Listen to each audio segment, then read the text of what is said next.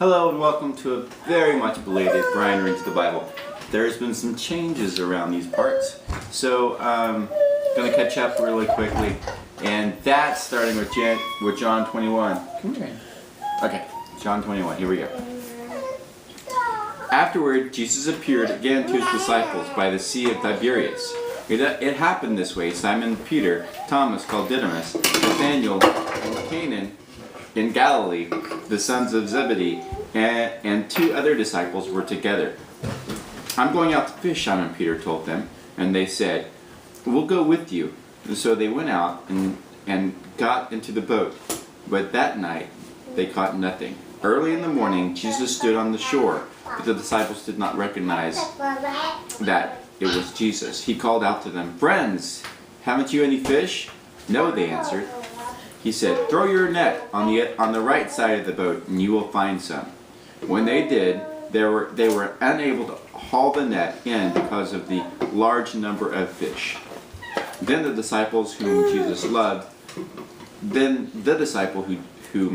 loved said to Peter, "It is the Lord." As soon as Simon Peter heard him say, "It is the Lord," he wrapped his outer garment around him, for he had taken it off, and jumped into the water. The disciples followed in the boat, towing the net full of fish, for they were not far from shore, about 100 yards.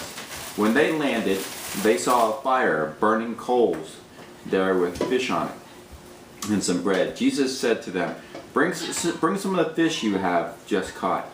Simon Peter climbed aboard and dragged the net ashore. It was full of large fish, 153, but even with so many, the net was not torn. Jesus said to them, "Come and have breakfast." None of the disciples dared ask him, "Who are you?"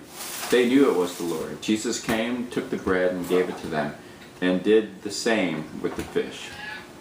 This is now the third time Jesus appeared to his disciples after he was raised from the dead.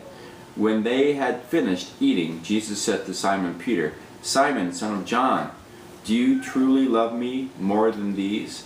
"Yes, Lord," he said. "You know I love you." Jesus said, "Feed my lambs." And Jesus said, "Simon, son of John, do you truly love me?" He answered, "Yes, Lord, you know that I love you." Jesus said, "Take care of my sheep." The third time he said to him, "Simon, son of John, do you love me?" Peter was hurt because Jesus asked him the third time, "Do you love me?" He said, "Lord, you know all things.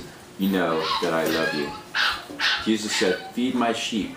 I tell you the truth, when you were younger, you dressed yourself and went where you wanted. But when you are older, you will stretch out your hand and someone else will dress you and lead you where you do not want to go." Jesus said this to indicate the kind of death by which Peter would glorify God. Then he said to him, "Follow me." Peter turned and saw the disciples whom Jesus loved was following them. This was the one who had leaned back against Jesus at the supper and said, "Lord, who is going to betray you?" When Peter saw him, he asked, "Lord, what about him?"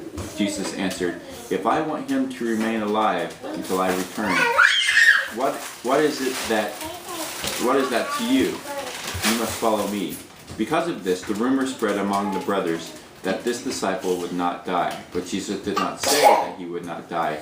He only said, "Bless you." We didn't say that.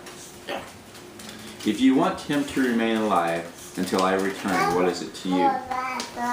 This is the disciple who testified to these things and who wrote them down. We know that his testimony is true. Jesus did many other things as well. If every one of them were written down, I suppose that even the whole world would not have room for the books that would be written. So that brings us to a conclusion of John chapter 21. And again, sorry for the delay. A lot of stuff going on around here, but I hope you had a great weekend and a great Monday, even though this was supposed to be sent last Thursday. Anyway, two other chapters probably coming up today, but we will talk to you later.